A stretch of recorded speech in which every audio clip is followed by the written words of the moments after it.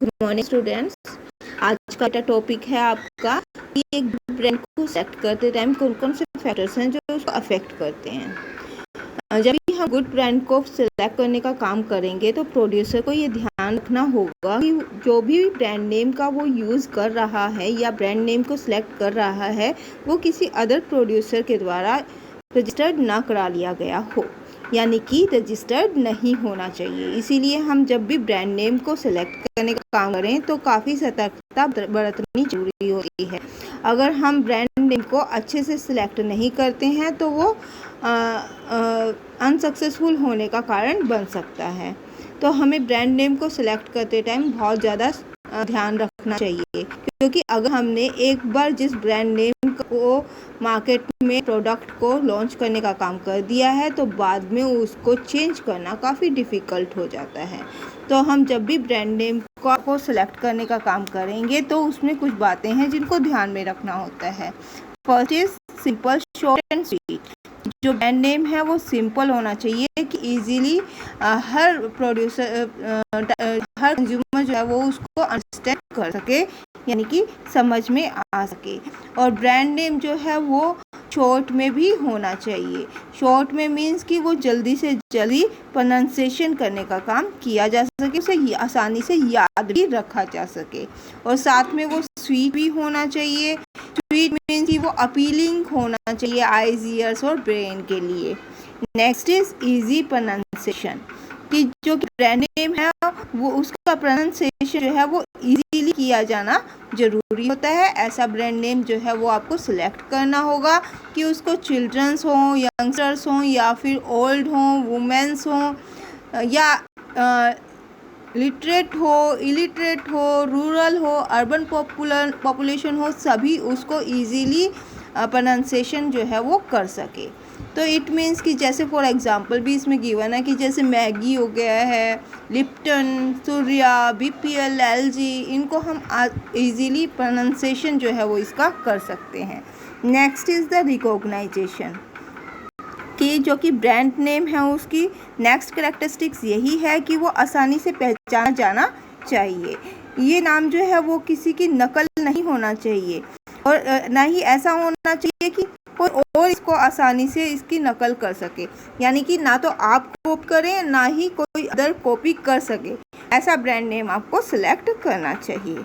Next is the suggestion, कि brand name में ऐसा होना चाहिए कि जो कि परचेजर है वो प्रोडक्ट के जितनी भी क्वालिटीज़ हैं, फंक्शंस हैं या उसके जो भी बेनिफिट्स हैं ना, उसकी वो व्याख्या करता हो। जैसे फॉर एग्जांपल इसने रखे हैं ऑल आउट है, गुड नाइट है, मिल्क मेड है, केश निखार। ये क्या कर रहा है, ये जो प्रोडक्ट है उसके भी कैरेक्टरिस्टिक्स को डिस्क्राइब कर रहा है। नेक्स्ट इज इकोनॉमिकल, कि जो ब्रांड नेम है वो उसमें इकोनॉमिकल भी होना चाहिए, यानी कि वो इजीली पब्लिश कराया जा सके, उसको राइटिंग भी की जा सके उसकी आसानी से, उसका डेमोन्स्ट्रेशंस किया जा सके। डिज़ाइन ग्राफ जो है वो करने में या एडवर्टीज़मेंट करने में ज़्यादा एक्सपेंसेस जो है वो ना हो।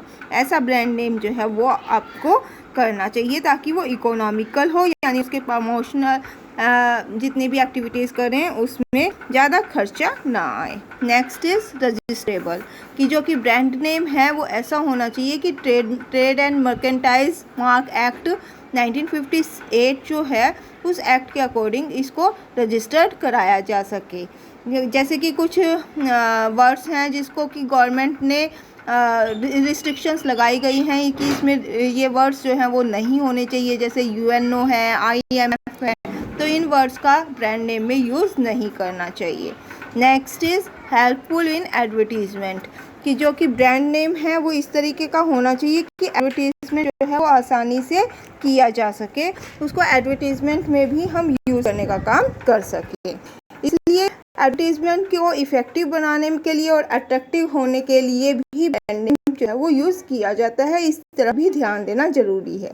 एग्जाम्पल दे रखे हैं जैसे कि निरमा, क्लोजअप, उजाला, वर्लपूल, ये बहुत सारे ब्रांड नेम्स हैं जिनको कि ईजीली एडवर्टीज़मेंट जो है वो की जाती है। Next is fast from absence, कि कि ऑप्शंस है उससे दूर होना चाहिए, यानी कि अश्लीलता का प्रदर्शन जो है वो ब्रांड नेम में नहीं होना चाहिए। आप कोई भी नेम लें या किसी भी पिक्चर को यूज़ करें, लेकिन वो अश्लील नहीं होनी चाहिए, ऑप्शन से दूर होनी चाहिए, यानी कि जो आपके इंडिविजुअल्स हैं उनके धर्म की भावनाओं को ठेस पहुंचाने वाली नहीं होनी चाहिए। नेक्स्ट इज़ हार्ट टचिंग, कि जो कि आपका ब्रांड नेम है वो हार्ट टचिंग होना ज़रूरी होता है, यानी कि वो दिल को भाने वाला होना चाहिए, कि सुनने और पढ़ने या फिर देखने से ही मन शांत हो जाए, प्रफुल्लित हो जाए। जैसे वीनस, कश्मीर, हिमालय, एवरेस्ट, ये ब्रांड नेम्स इसमें आते हैं। Next is suitable to buyers, कि जो कि ब्रांड नेम है वो बायर्स के लिए सूटेबल होना चाहिए, यानी कि ब्रांड नेम ऐसा होना चाहिए कि वो बायर्स के लिए ही बना हो। जैसे कि इसमें एग्जाम्पल भी गिवन है कि जो कि लेडीज़ आपके कंज्यूमर्स हैं उनके लिए लेडी बर्ड, मनोरमा, रानी, स्वीटी, चांदनी, डिम्पल, ये ब्रांड नेम यूज़ किए जाते हैं। जबकि जो कि आपके मेल कंज्यूमर्स होते हैं उनके लिए रफ एंड टफ, एक्सी, इन वर्ड्स का यूज़ किया जाता है। और जो चिल्ड्रंस होते हैं उनके लिए हनी, रूबी, चुनमुन, टेडी बियर, फाउंटेन, स्मार्ट, इन ब्रांड नेम्स का यूज़ किया जा रहा है। कुछ अदर भी क्वालिटीज़ होंगी, जैसे कि स्लोगन ओरिएंटेड होना चाहिए, आजकल ये काफ़ी पॉपुलर हैं, जैसे कि वज्रदंती, मिल्कमेड, मिठाई मेड, रामबाण, ये ब्रांड नेम जो है वो आजकल यूज़ किए जा रहे हैं। नेक्स्ट इज़ द टाइमलीनेस भी होना चाहिए, यानी कि समय के अनुकूल होना चाहिए। फैशन के अकॉर्डिंग आप अपने ब्रांड नेम को यूज़ कर सकते हैं। जैसे ही कोई फिल्म जो है वो पॉपुलर होती है तो उसी के नेम से ही ब्रांड नेम भी बन जाया करते हैं।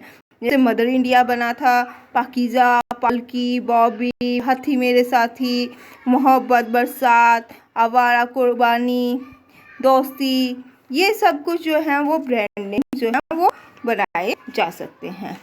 अब नेक्स्ट टॉपिक आपका आता है बेटा कि reasons of branding. Reasons for branding, कि ब्रांडिंग क्यों की जाती है, क्या कारण है कि ब्रांडिंग का यूज़ किया जाता है। कि जो ब्रांडिंग होती है ना बेटा, वो पहली बात तो प्रोडक्ट एंड सर्विसेज को आइडेंटिफाई कर पाती है। सेकेंड इज़ कि एडवर्टीजमेंट एंड पब्लिसिटी भी ईजी कर देती है। थर्ड इज़ कि जो कि कंज्यूमर की प्रेफरेंस है प्रोडक्ट के लिए, उसको क्रिएट करने का काम कर देती है।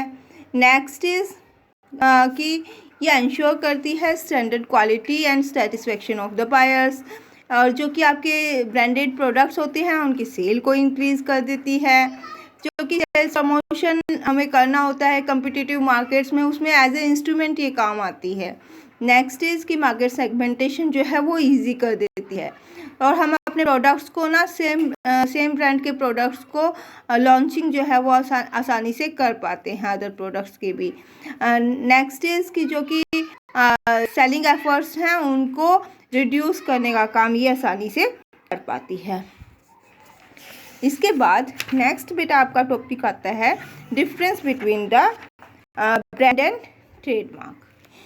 बेटा इसमें 6 डिफरेंसेस हैं आपके। First is the registration. सबसे पहले मैं आपको मीनिंग बता दूं कि ब्रांड जो होता है ना वो क्या है कि एक नेम होता है, जब उस नेम को हम रजिस्टर्ड करा देते हैं देन वो ट्रेडमार्क बन जाता है। तो फर्स्ट आपका आता है बेटा रजिस्ट्रेशन। रजिस्ट्रेशन यानी कि जो ब्रांड का नेम, डिज़ाइन वगैरह होता है वो रजिस्टर्ड नहीं होते, लेकिन अगर उनका रजिस्ट्रेशन करा दिया जाता है देन वो ट्रेडमार्क बन जाता है। स्कोप लेकर चलते हैं, ब्रांड का लिमिटेड है जबकि ट्रेडमार्क का ब्रॉड है।